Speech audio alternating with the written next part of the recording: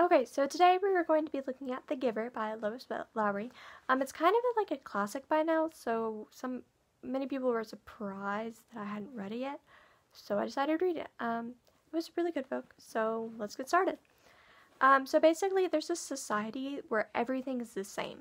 I don't know if it's post-apocalyptic or like a big event happened or something, but that's just the way things are. There's no colors, there's no like family life like we have here. Everything is very like controlled and the same. It's very weird. And so at the age of 12, everyone is assigned these jobs, and they pick them based on like what they seem to like. So it's not like they're being mean or anything. And they've picked Jonas to be the receiver. So basically, the receiver has all these memories of World War One, American Revolution, French Revolution, Civil War, everything from like way back, probably since the beginning of time itself. And he's going to be trained by the current receiver, who is now called the Giver, since he's giving Jonas all of his memories. So yeah, this is where the story really starts. And Jonas is 12, like I said earlier, and it's just, yeah. So he goes in for his first day of training, and he's not sure what to expect. He can't talk about it with other people. He can lie now, which is like, doesn't happen ever in society. What's the other one? Oh, he can't be released, which no one really knows what that means. But, the other thing is he can ask any question, which is kind of important. Because usually people kind of try to be respectful and stuff. And yeah. So the receiver is giving him all these memories, the good and the bad and everything. Jonas is able to like see things. He's able to see colors now, and he understands more. And he gets annoyed because these boys, and I think maybe some girls too, about his age are playing war. And they never really thought about it before. Like, oh, pow pow, you're dead, like, fall on the floor and everything. Now Jonas can see, like, he's almost having, like, PTSD. Like, he sees all these people, like, playing, but then he, like, envisions, like, people from the wars that he's seen, and, like, lying on the floor and asking for water, asking for their moms and wives as they're dying. And so he's obviously going to be bothered by that. So he doesn't really know what to think. He wishes other people had these memories because they would understand. And he's tried to make a few people see colors, but it hasn't really worked. So another important thing that's happening is his father is in charge of taking care of the new children, which is what they're called. And so he had to bring this one home because he like wasn't sleeping through the night. He was just struggling, and they thought he was going to be released, and no one really wants that. So he brings him home, and Jonas asks to have him in his room for one night, and it goes really well. Like, he sleeps through the night and everything, so they just kind of like keep him in there. Jonas starts giving him memories, and I don't know what to say about it. Probably shouldn't have been doing it, but he was doing it, and even the Giver didn't even know about it. So he's trying to he's comforting Gabe, which is his name, with these memories, and he's become attached to Gabe like a lot.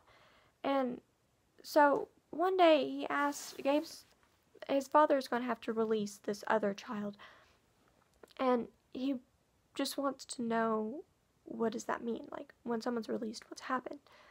So the Giver was like, well, you can ask any questions, so let's pull up a video of it.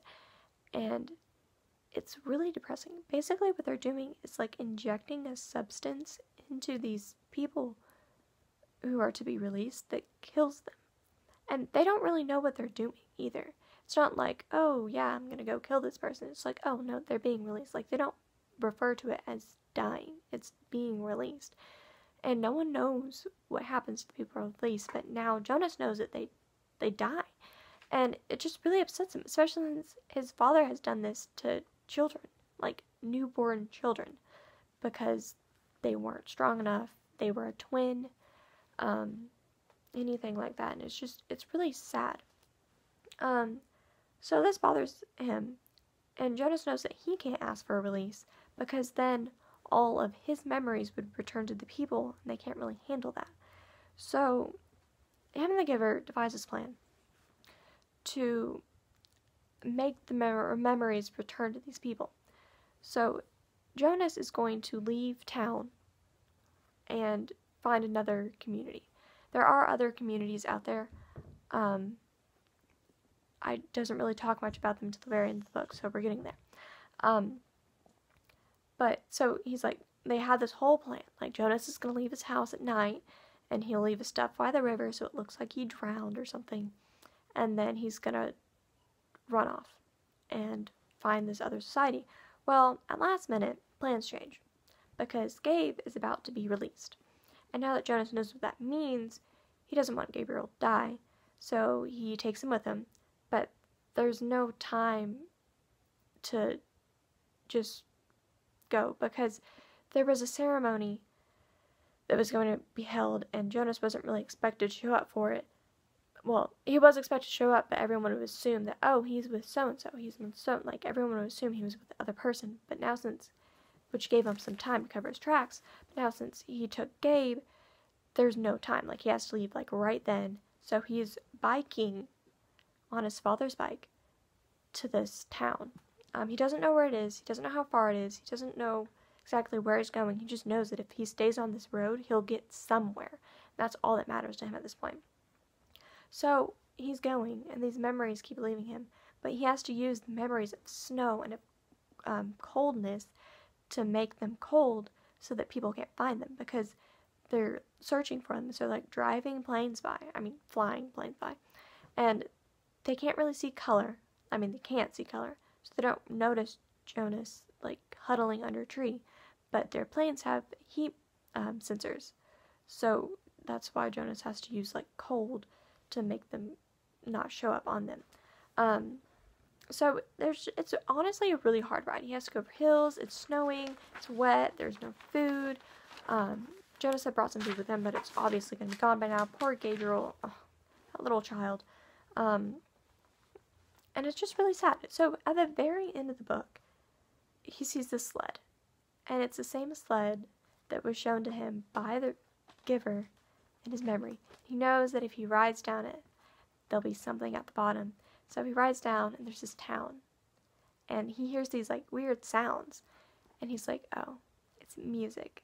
That's because the Giver had told him about it right before he left, and he was going to give him those memories, but Jonas wanted him to have them for himself. So the Giver had to stay behind to help people cope with these memories, and Jonas and Gabe were able to escape to this town. And that's literally where the book ends. It's really weird. Like, personally, I wish I could have at least seen Jonas welcomed by the people, but I do understand why she ended it that way. Looking back on it, it's a very nice bow, but as you're reading it, it seems like somebody ripped the pages out and there's something missing. But, you know, it was a nice way of doing it, because it would have happened anyways, so that was just a good point to, like, chop it. So thoughts. The ending was very uplifting. Jonas had just been through, I mean, we don't know how long it was, but it was a very hard bike ride. He was exhausted. He wasn't getting much, I mean, he was getting decent sleep, but not really. He was starving, like, literally starving, not just, like, super hungry. And he was about to give up. But every single time he was about to give up, he just kept going. Just something made him hold on just a little bit longer. That's how he was able to get to the top of that hill. And honestly, it was just, he had seen so much. Like, he'd been through wars, he's been through happiness.